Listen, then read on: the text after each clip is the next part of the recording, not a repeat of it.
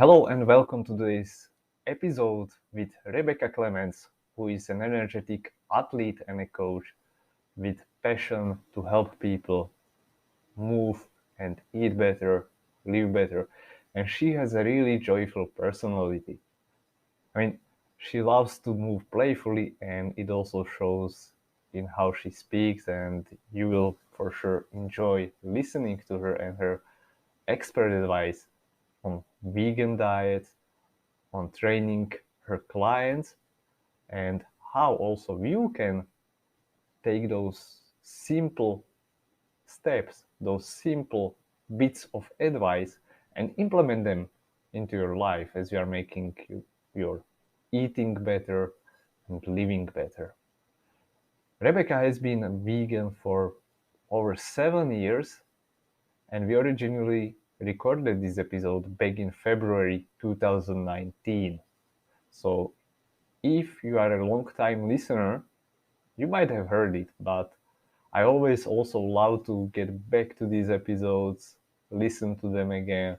And the advice is timeless. So it's not like the things that we mentioned in this episode are not actual and factual anymore. So keep listening. Things that we mentioned today were like how Rebecca went to vegan diet before she was vegetarian, then she turned vegan, how the vegan diet impacted her healing injuries, her recovery, also her training. She also mentions her personalized diet, and she breaks down her macronutrients. And you will be surprised by how much this vegan athlete really eats as a female. She also drops some knowledge bombs about how to change your eating habits step by step. She also shares an example of her high protein breakfast and common nutrition mistakes her vegan clients make and what you can learn from them. I hope that you will enjoy these episodes, and if you are looking for more plant-based nutrition resources, I have put them all together in one file that you will find in the description below. And these are all the resources, including podcasts, recipes, free download guides, videos, anything and everything that will help you on your plant-based journey, especially if you are an athlete. So go there, check them out, share them with your friends, and let me know what you need. And if you need some help, feel free to reach out to me. You can send me a message directly through the email at daniel@danwiss.eu. Now, enjoy this episode. On the social media, you are also very energetic, which for me is like a sign of a good health and just being overly very energetic person, very healthy, very athletic. You do all kind of movement stuff. You are always cheerful. So maybe you'll share with us today. I hope so. Your secrets to being energetic, healthy, and fit today. It's the vegetables. That's the secret sauce. Vegetables is the secret sauce. Yeah, that's kind of a pun. By the way, you are on social media, at least on Instagram, as Simply Whimsical. And that is, as I read, also your coaching philosophy. Yes, you got it. So I have been moving my whole life. I grew up dancing, and then I found CrossFit and started weightlifting, and I've explored a ton of movement since then. You are right. I like to think that I have a lot of energy, and something that is so exciting to me is that I keep more and more of it. So, I think I understand health, and then the more you understand, the more you realize there's still so much more to learn. So each time I learn more, I start to realize, wow, I can feel even better. I can have even more energy. I can help, my clients solve even more issues. So I like to consider myself a forever student. So even though I'm a coach and I teach and I educate people, I'm still always learning myself. There's always more to know. If you ever think that you know it all, then you're probably not in a good spot. So I like to think that I'm a forever student, even though I do coach and I do train myself a lot. I love it. Yeah, so how long have you been actually moving? I really love that word. It's like really moving, not training. Yeah, so forever, pretty much my whole life. And I'm very fortunate that I've gotten exposure to a lot of different types of movements. So I grew up dancing, never wanted to specialize in just one type of dance. I wanted to be good at all of them. I loved that you could, for instance, in tap dancing, you could stomp on the ground and you could make beautiful sounds. Or ballet class, you can move slowly and you had to have perfect control through all these different ranges of motion. There's lyrical, where you got to make long dramatic lines to kind of like counteract that was contemporary dance, which was a little bit more weird lines, kind of off the wall movements, but it still flowed and it kind of told a story. So I've Bever. It was something that I actually I enjoyed it, but it also felt necessary sometimes. So if I was having a good day, I'd want to go dance, right? And if I was having a rough day, I needed to dance. So like movement was my form of expression. It definitely still is. I have the bias, but I really do think that all humans have an innate need for expression through movement. And some of them maybe have repressed it, whether or not they realized it a little bit more than others. But I think we all do have that inside of us. So whether, it's dancing or CrossFit or weightlifting or calisthenics or roller skating or running, it doesn't matter as long as you find something that is a way for you to express yourself through movement. I think that's the missing piece of the puzzle for a lot of humans. Now you made me thinking actually that, like, for example, when I want to express myself by movement, I go running, and it's now that I see it, like going for a longer, slower run, it makes me like a boring person, right? You just go straight in the line and run and run.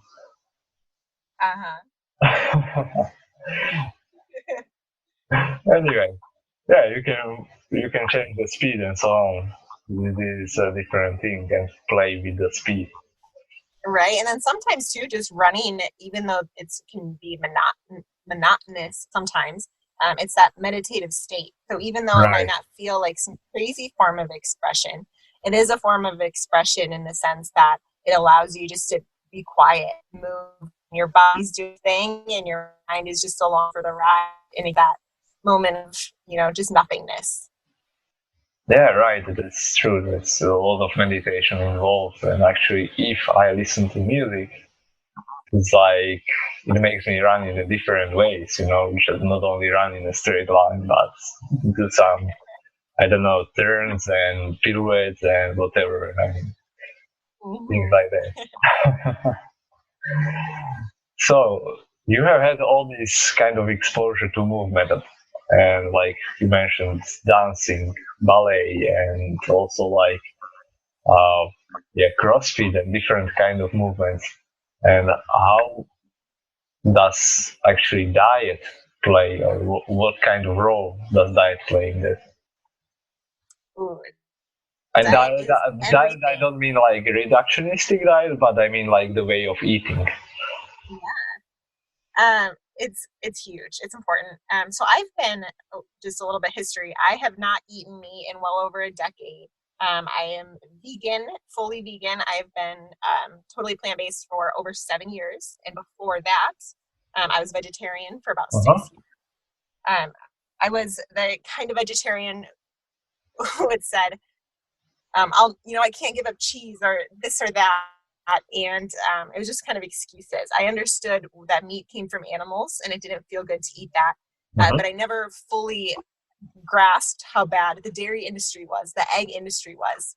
And then I was in college, and there was one summer that I told myself, you know what, I don't want excuses anymore. I need to learn more. So I made a rule for myself that every morning for that entire summer, when I woke up and I ate breakfast, I needed to look up at least one research study or article on veganism or on the dairy industry or on, a plant-based lifestyle. And because I was so dedicated to that regimen. And I remember each morning I ate oatmeal at the time, and I would eat my oats with all my little toppings on it every morning, and then enjoy my oats and learn about veganism. So Yeah, like I had a mhm.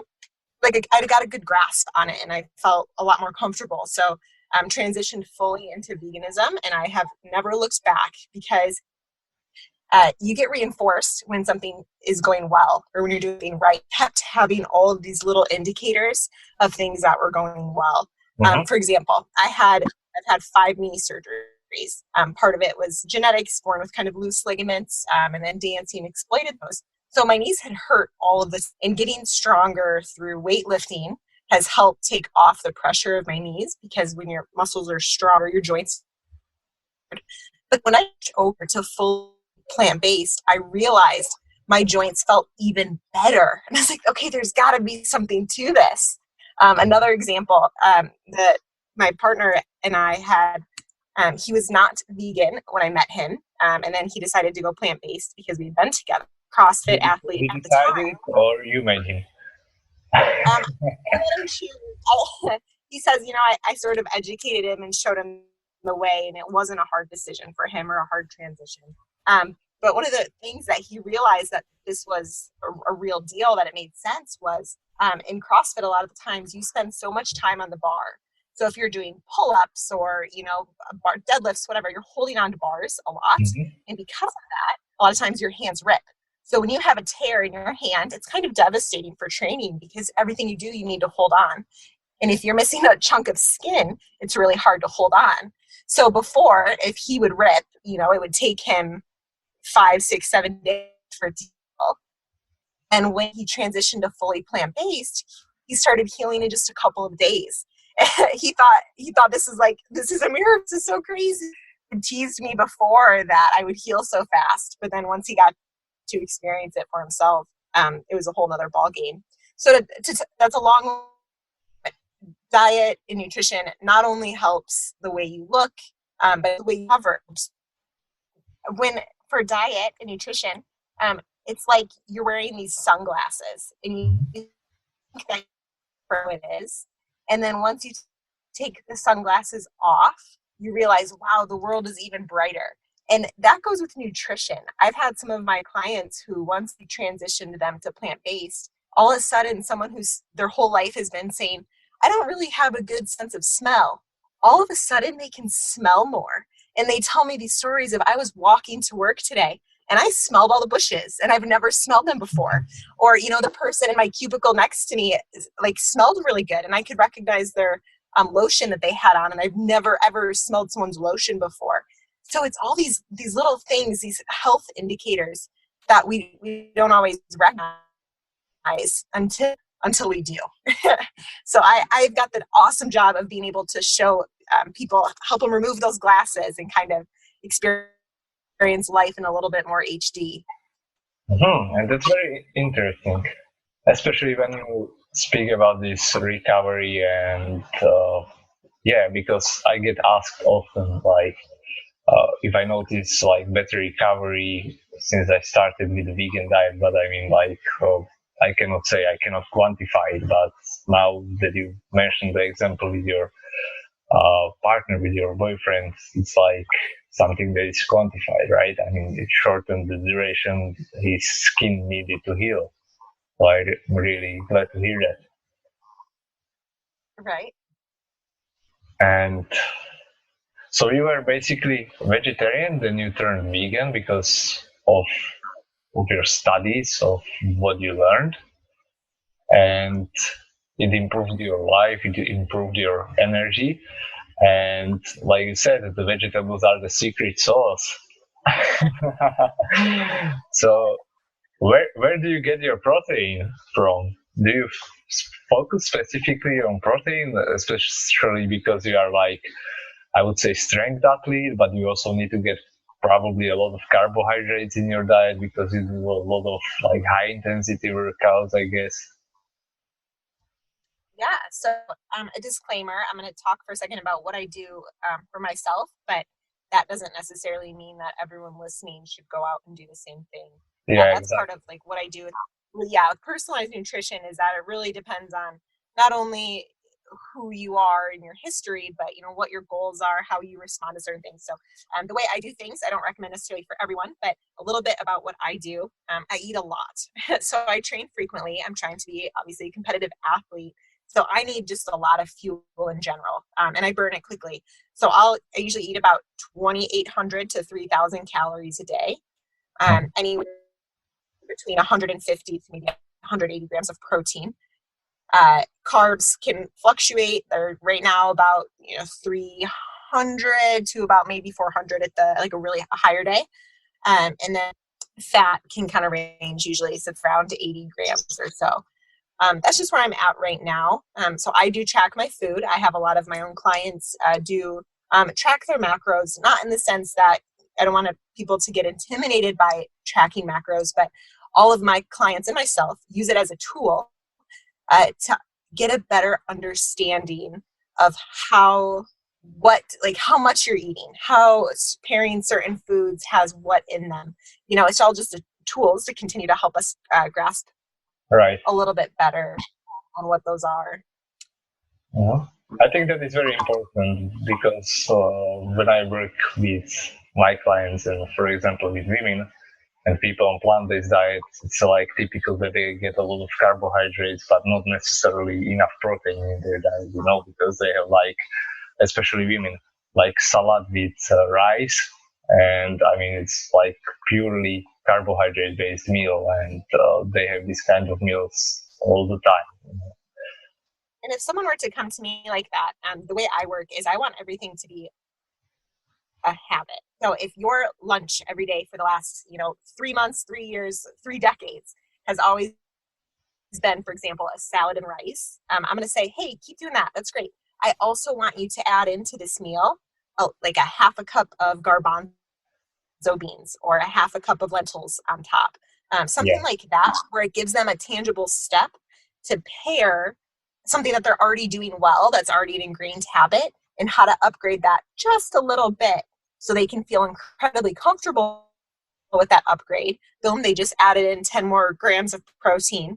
Okay, now you feel comfortable with what you're eating now. Okay, we're gonna sprinkle a little bit of hemp hearts, on top of that. And now you have 15 grams of protein added on, or 20 grams in that meal, whatever it is. So I think that it's really important to get protein for everyone, regardless of what diet you are on. Protein is necessary for all of sorts of physiological functions. But that being said, protein doesn't have to look like a dead animal on a plate. Protein can look like legumes and lentils and like tempeh. Tempeh is a good source, or edamame. Edamame is something that's easy to put on everything. I actually just had in my breakfast this morning. So here's an example of a protein dense breakfast. Yeah, I had that's mixed perfect. vegetables, carrot spirals. I love those noodles that it's just like a vegetable, and it can be a noodle like zucchini noodles or beet noodles, that kind of stuff. I had some carrot noodles, edamame, lettuce, nutritional yeast, which has a lot of micros and it tastes really good. And then I actually had two like vegan patties.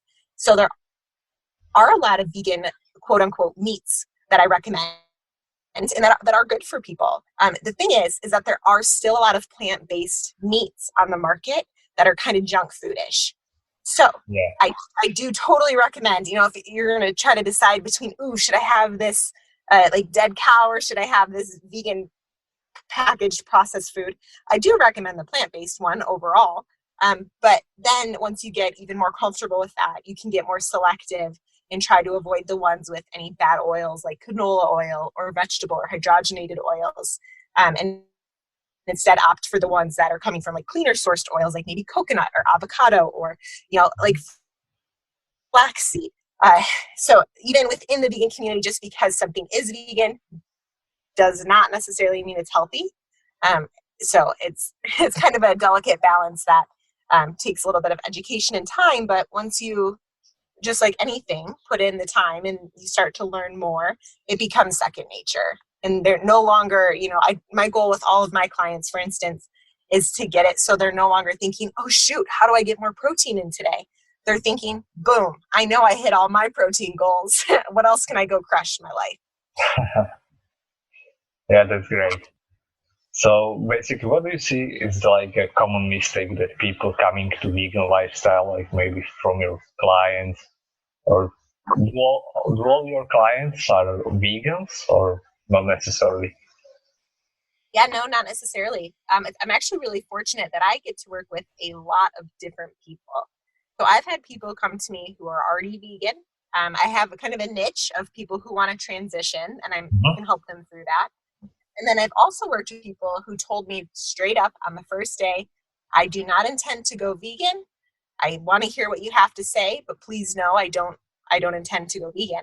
And what's funny is that over time, we still typically end up taking away the dairy, taking away, the cheese, the half and half coffee creamer, all of those little things. And then once people start to feel better, and they always do, then they start thinking, okay, maybe this isn't so hard. Maybe I can give up, my bacon and eggs in the morning for a delicious tofu scramble, It's just education. It's That's doable. perfect. It really is. So how do you actually turn them into, let's say, more like vegan lifestyle when you speak about it? For example, that they reduce or completely remove dairy from their life, cheese, because cheese is very problematic, I would say, right? Yes. And I have, without a single exception, it is foolproof. Every client I've ever had where I've taken away dairy, they've improved somehow. Whether that's they're less bloated, they don't have as much gas after a meal, they feel better, they're less droggy throughout the day. I have, without hesitation, every single person that we've removed that, they feel better. I've never had someone who said, oh, I took out, eggs from my lunch, the deviled eggs I would have every day, and I feel worse. Instead, they're saying, wow, I feel really good. What else can I do? And to not overwhelm people, I don't ever use the words, well, very rarely would I say, don't eat this or don't do that. Instead, my language around it is, why don't you consider adding in this instead? Or here's an easy upgrade we could do. Let's swap out this half and half creamer you put in your coffee in the morning. And here's 4 different links to different non-dairy creamers that you could try. And then over time, we might even try to get them down to where they just drink black coffee. So you're still kind of getting some of the good benefits of coffee without any additives or preservatives at all. But it's a process, and it's important to meet individuals where they are at and give tangible steps. If I were to show up on your door and say, hey, my car just broke down, I'm going to need you to rebuild me a car. You're going to say, what? But if I say, hey, my car just broke down, do you have a phone I could borrow, or maybe, a spare tire laying around somewhere? Then you're like, okay, yes, you can grasp it and you can start making some changes. Yeah, this is like a step-by-step process, not like, hello, do you have time to speak about vegan lifestyle? So something like that. And so is there anything like specific regarding the diet that you focus on with clients regarding the vegan diet?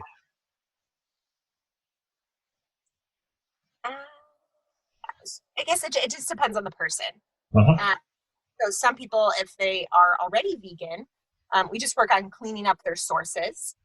We work on getting more to like whole food based.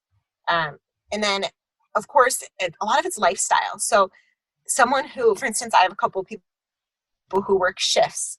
If you work shifts, so a couple nights a week, you're staying up all night long, your nutrition is going to look a little different than another client who is a school nurse and regimented and has the same schedule every single day. So not only is it about the food, but it's the way. It's called food hygiene, like everything around the food. So are you? When is your first meal of the day? Do we time your meals based on when your training session is, or there's so many variables. And something else too related nutrition wise is like feeding windows. So an example of a shift worker, someone who works shifts might benefit really well from doing something like a 10 to 12 hour eating window. So I use the word eating window instead of fasting. You are essentially fasting, but instead of us focusing on a fast, which is where you're not eating or drinking anything. Sometimes drinking, depending on what kind of quote unquote fast you're doing. But we'll focus instead on what you can do. So the eating window. So for instance, you work 12 p.m. midnight until 12 in the afternoon the next day every day. We might have you fast, for 10 to 12 hours. And on that other time remaining, that's the window you eat. So your body does have time to recover, let all the food come out of its system so it can start doing like cell repair. So there's all sorts of different little things within nutrition. So sometimes it's easy for us to get hung up on just the food, but bringing awareness to everything around the food is important too. One more example is like breathing. So taking some really slow, calm breaths before and after every meal helps put your body in the correct system, the rest or digest system, instead of the like fight or flight response. So you're going to digest more. Another example of a food hygiene would be limiting screen time. So if you're on you have a lunch break, you have a 30-minute lunch break. Instead of grabbing your phone and your meal and scarfing down your meal in one hand while you have your phone and you're scrolling through Instagram on the other hand, it's putting the phone down, taking some breaths, putting one bite of food in your mouth, chewing it for 25 to 30 chews per bite. So the more you break it down in your mouth, the easier it is for your body to break it down, and the more digestion can occur, and the more you're going to absorb. So you'll get more of the good just by slowing down, chewing your food. I always recommend like having a conversation with a friend, or, looking out into the distance and taking your lunch outside and being in the sunshine. And there's all of these factors around food. Mm-hmm. Yeah, I love that. Basically, like mentioned, taking time, and especially I used to really eat fast, and if I had like 10 minutes, just crushed the food, and now I really enjoy eating it slowly and taking my time. And I bet you notice the difference too. It feels better. Yeah, it feels much better. It's like meditative for me. Really like a guided meditation with food. So thank you for sharing this. And what do you think is also like a common mistakes when it comes to fitness? Because now it's probably a little bit about diet or about the nutrition, way of eating. Now let's speak a little bit more about the fitness. Like, what kind of challenges do your clients usually face? I think the biggest clients and just people in general face is not having support. So people inherently understand the idea of it's good for me to work out, it's good for me to eat vegetables and drink water, but it's easier said than done. It sounds so simple, but it's when you're all day long and it's a fast-paced office and you didn't bring a water bottle that day and there's no drinking fountain around, and all of a sudden you look at the clock and it's 4 p.m. and you only had that glass of water from this morning. Your environment and the way you set up your environment hasn't set you up for success to make sure you're drinking enough water. Or for working out, for instance, we all understand we should, but that doesn't mean we've set up our schedule in a way where we get to the gym before work to make sure we get in our 30 or 45 minute, whatever it is, session, or finding something that works for you. So doing curls and squats. And that's the case. Doing jiu-jitsu, learning a new sport, or taking pole dancing. There's all sorts of different ways. So have a lifestyle that supports what you're trying to do is huge. So, example, or something that I think is kind of a misconception, is that people think you need to work out all the time to get further from the truth. Here's getting the gentleman that I'm working with. I've been fortunate enough to work with him for a few years now, and he is the fittest he's ever been in his entire life at 50 years old. On his 50th birthday, he told me, I feel better, I am fitter, I have hit milestones that I never thought I would hit, and I'm working out less than he ever has in his whole life. And it's not because he was working out less or more, it's because he was working out smarter. And we had a plan that made sense for what he was doing. Yeah, that makes perfect sense, right? Yes, and sometimes I think that it's kind of mindset, right? That we think that more is better. And sometimes it's just like, it's not true. So I think it also applies to longevity in the fitness, right? Because some people just go head in, they start working out a lot, and then they cannot sustain it. Right. So I think like the good or smart way, like you mentioned, to actually work out or how to work out or include that into your lifestyle is to actually uh, make it like you mentioned.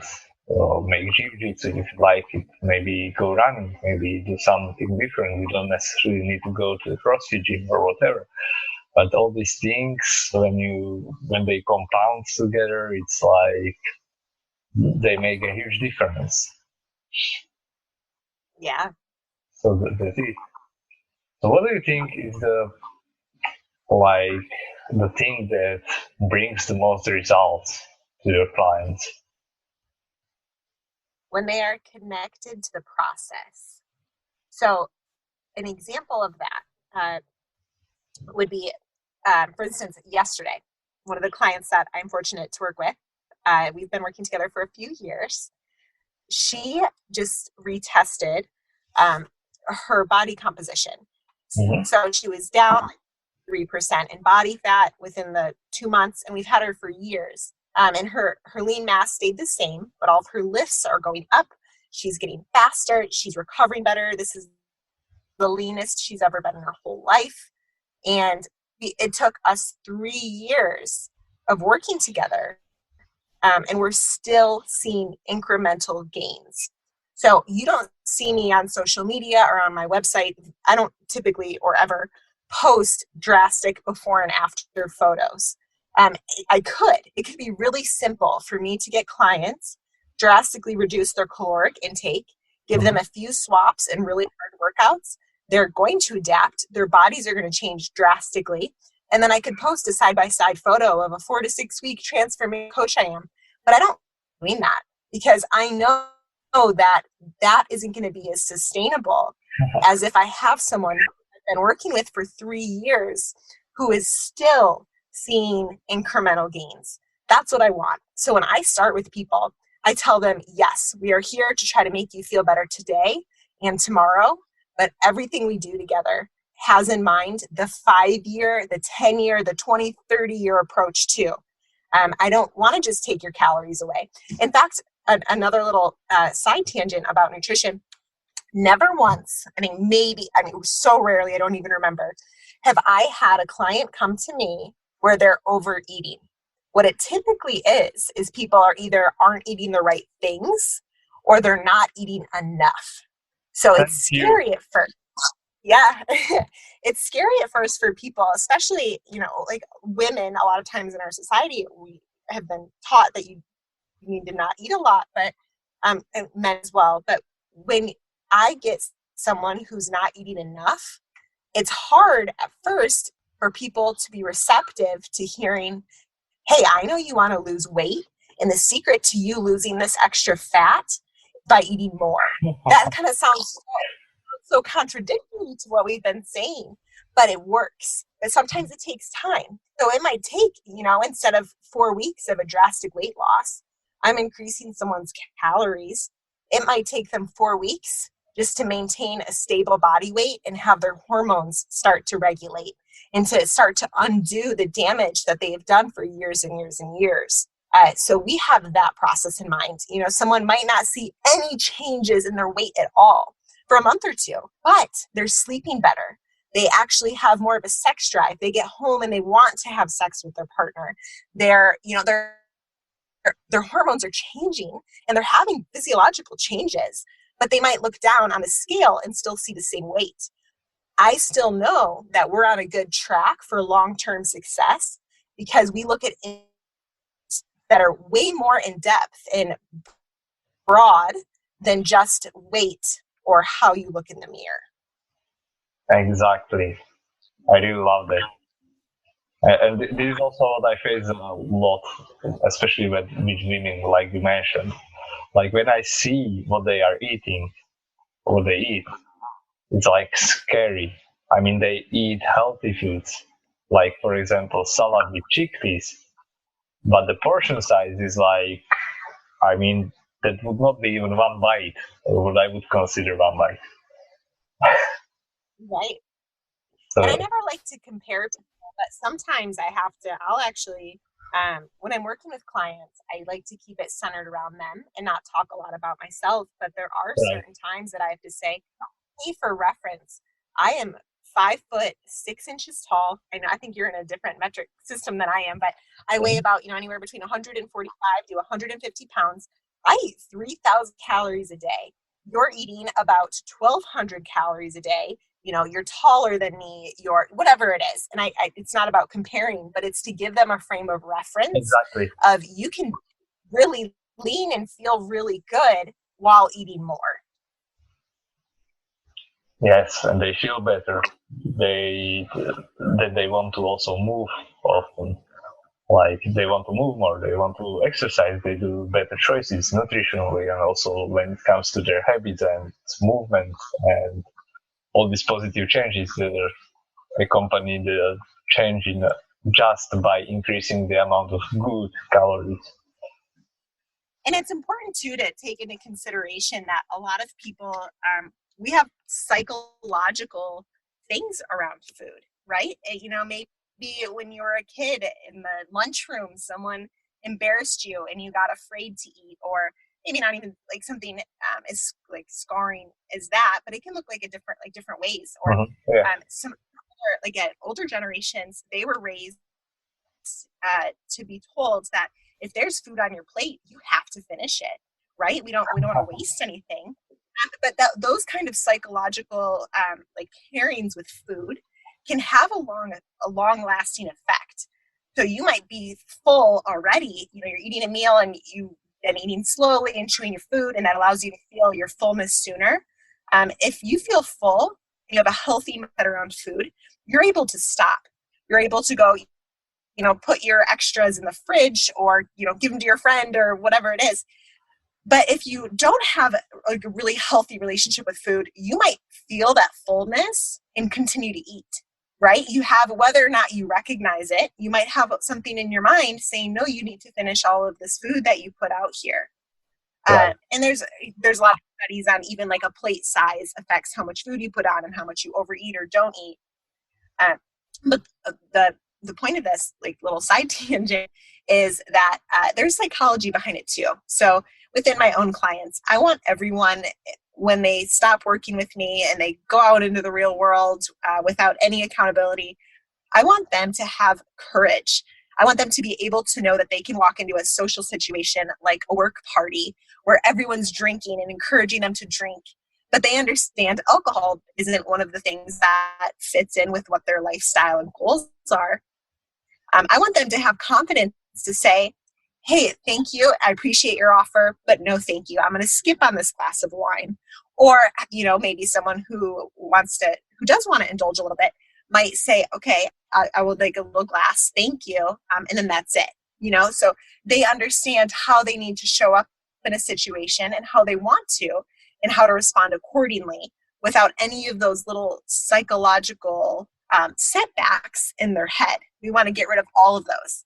A work party is actually a good example. I have quite a few people who on their quote unquote bad nutrition days, it's because they're with a bunch of other people who are engaging in food behaviors that they don't typically indulge in. And then they feel it's like that FOMO, that fear of missing out, like I have to, or that, that societal pressure. I want to instill so much confidence in my clients that they can walk into the world's biggest candy shop and think, I don't even want this candy. I'm going to drink on my, water bottle that I pre-packed. Yeah.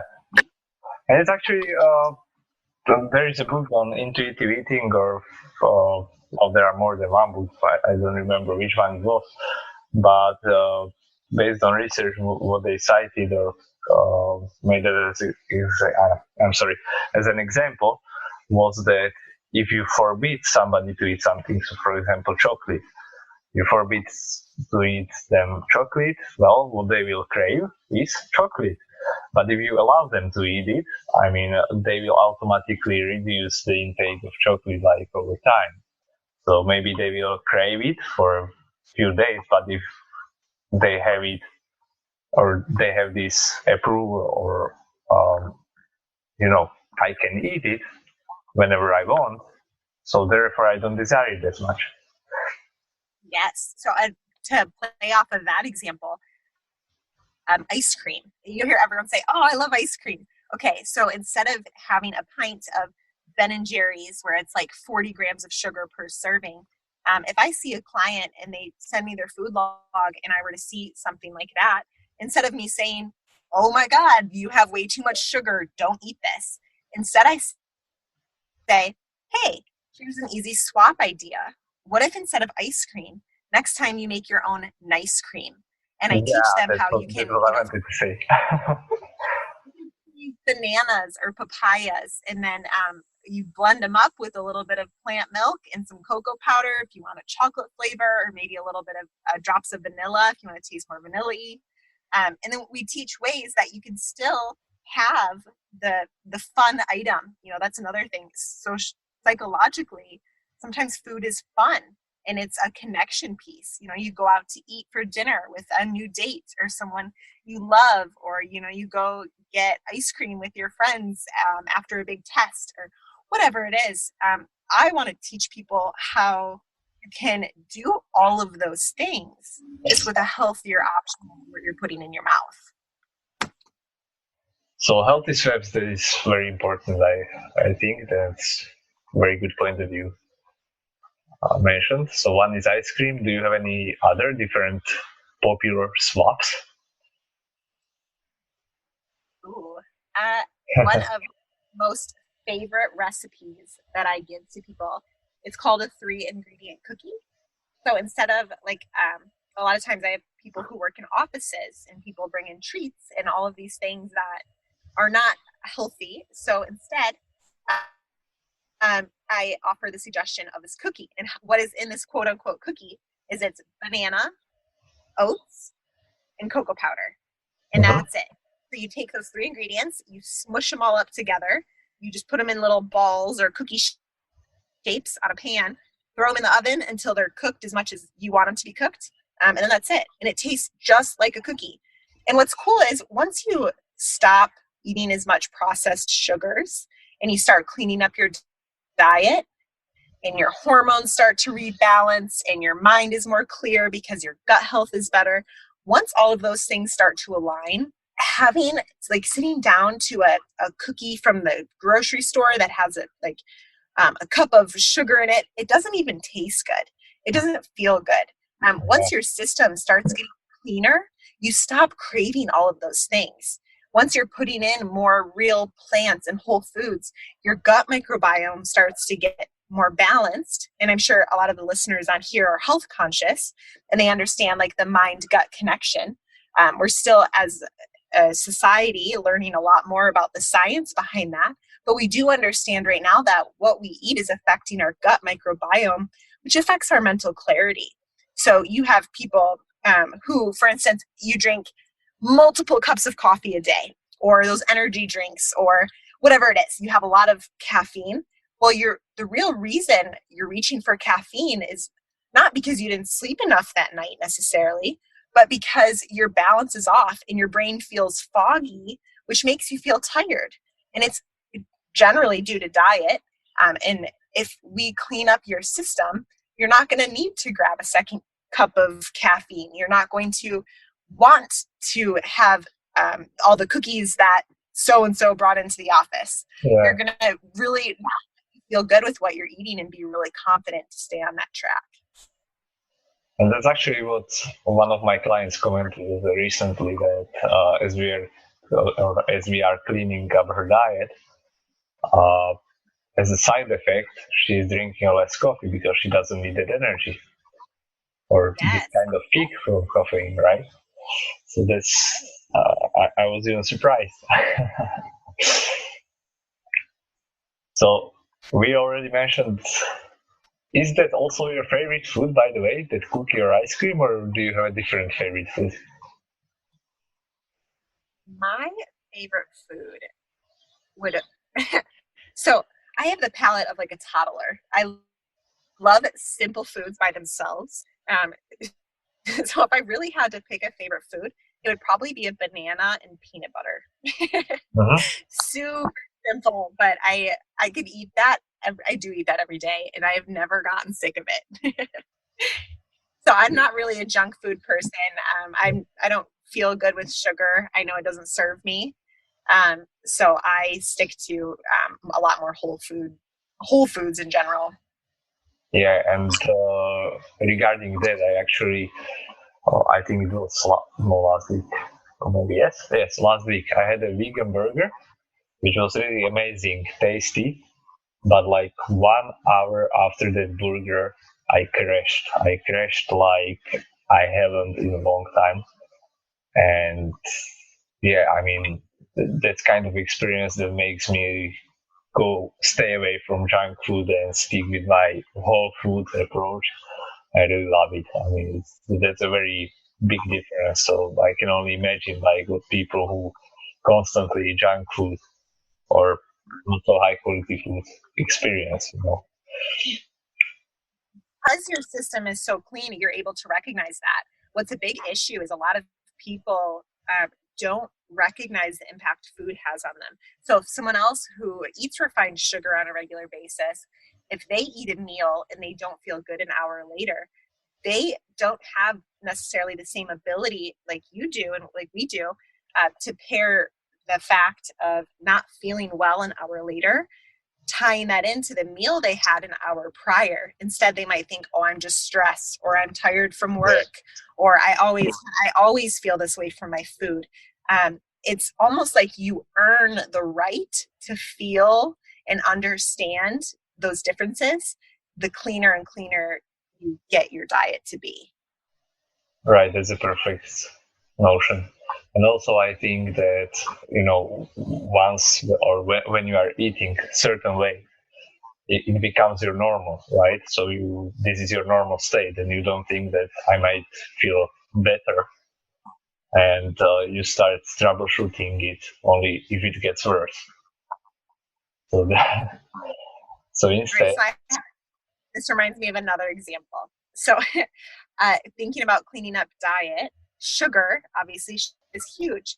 Sugar is detrimental as it really is. We have a culture based around sugar. And this does not mean sugars from natural foods like sweet potato or berries. I'm not talking about those kind of sugars. Those digest differently because there's sugar nutrients and all the good stuff. yeah, it's I'm not referring easy to to, refined sugars, right? Those instant sugars, the even agave or honey, all of these things, your body still processes it that the same way. So the example, sugary coffee drinks. For instance, in the U.S. here, Starbucks is everywhere, and there's all sorts of frappuccinos and mochas and all this stuff.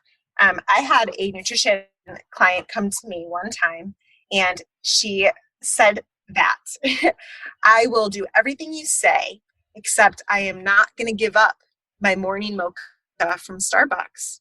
So, of course, what I hear is I have an attachment or an addiction to the sugary drink, and I want to improve, but I don't want to give up this comfort. So, instead of me saying, well, no, actually, you do need to give that up, instead, the first week of working together, I said, all this week, I want you to do the only thing you're going to change in your diet is you're going to order your mocha without whipped cream on top. Do you think you could do that? And she said, well, yeah, like yeah, I could do that. But like that's manageable. So she did. And then once you get used to the delicious flavor without the whipped cream, okay, great. Now what I'm going to have you do is when you order, if it usually comes with 3 pumps of the syrup, I'm going to have you only ask for 2.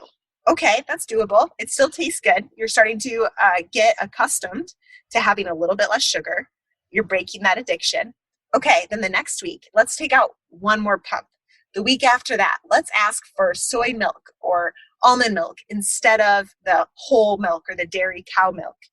And then before you know it, it's a month or two later, and you have someone who's enjoying black coffee. What? This is someone who said, I will never give this up. But instead of just taking it away in that like child mentality where you just can't and their pacifier's gone or their bottle's gone and they're sad and they're crying. Instead, I took the pacifier away and I gave them a little bit something else. And then eventually we kind of pulled that away and gave them something even better. So that the habitual progressive steps, whether it is breaking a sugar addiction or whether it is just having a better mindset around food or slowing down, it's giving yourself those incremental habits that you know you feel good with, master them.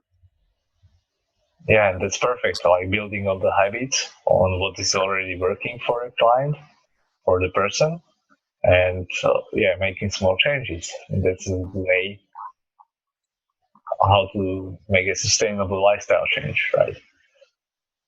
Mm-hmm. So, what about when we speak about the workouts? What is your favorite workout right now? Ooh. So my own personal workouts. Right now, I train twice a day. One session is an Olympic weightlifting session, and then the other session is more like bodybuilding or a little bit of circuit, kind of a little bit more intensity type work.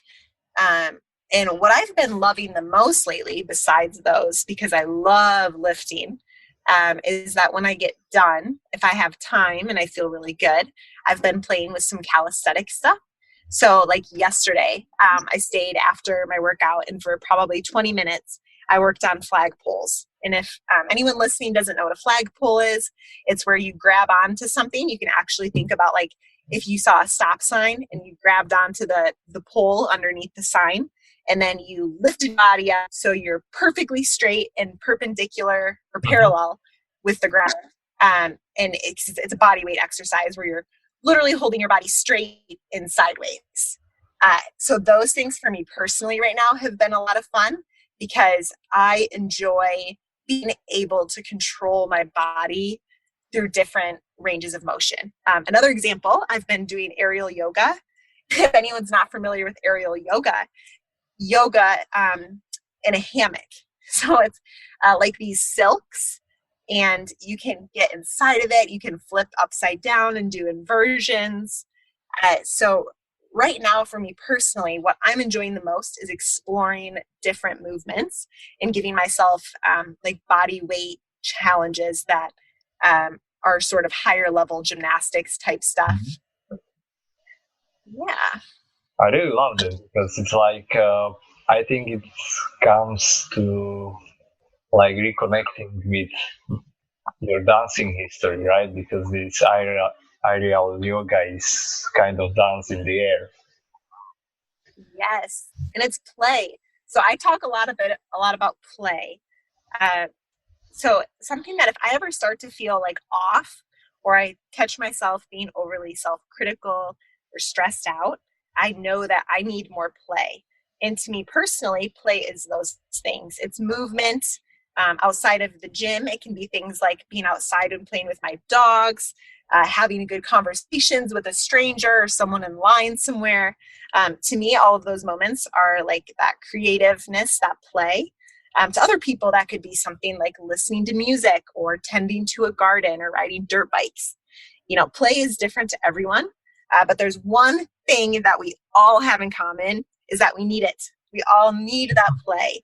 If you're familiar with Maslow's hierarchy of needs, it's like this pyramid chart. And the main part of the chart is the basic physiological needs. So once those are met, things like your food, your water, your fuel, everything you need to survive, once all those needs are met, on top of that, our next needs that we need are things like self-fulfillment and creative activities, creative outlets. So even if you're not someone who wants to be a professional bodybuilder or someone who wants to be able to snatch their body weight overhead in a smooth movement, that's okay.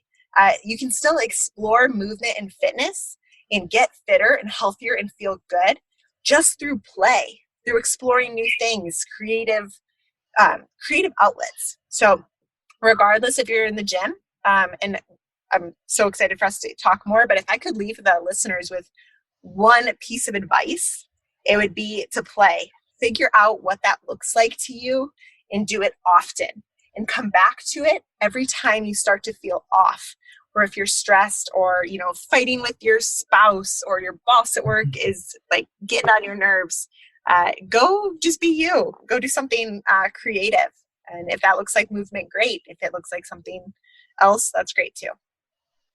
Yeah, you don't see me, but I've been smiling all the time as you're mentioning all these things, because I really love, or what I really love about coaching is how these things or areas of life transcend, right? Because we cannot only speak about nutrition, only about movement, only about, I don't know, workouts, but all of these things are interconnected, and one area overreaches to another, like social life also mixed in together. And yeah, at least that's the way how I see it. And I'm sure as a coach, sometimes we get in coach mode where we want to tell the person everything, how to do it, what to do it, when to do it. But what really good coaches start to recognize is that it's a balance. It's a balance between educating them so the people begin to learn how to do things themselves, but then giving a bit of structure and then also getting them to play. So if my Instagram handle is at simply_whimsical. So simply, in my philosophy, simply is the structure.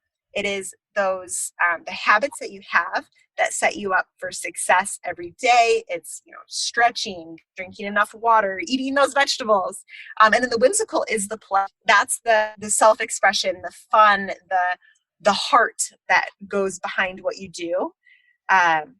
So you need to have both of those. And in my own coaching, sometimes, even though all of my clients have like a structural progression that they're working on based on their needs, I schedule in play.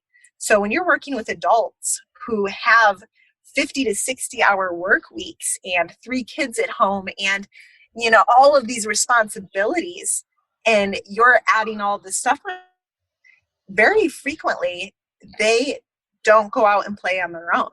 So with my clients, I schedule in play for them. That could be something like every week or every other week, for instance, they have a day that's a free day. And during the free day, their homework is to either go do a new class, learn a movement they've never done, dance with their spouse, go hiking with their children, whatever that means to them based on who they are. But it is important, if you don't already do things on a regular basis that bring you joy and give you a creative outlet, schedule it in. Whether or not you work with a coach, it could be something like giving yourself every Saturday morning from 8 a.m. to noon. Everybody knows you're unreachable, and you get that time to go do what you want to do. Whether that's go explore a new hike, like a hiking trail, or that could be walking around the block with your dogs and stopping to smell all the flowers. Whatever it is, it's important that if you don't play on a regular basis, to schedule it in to make sure it happens.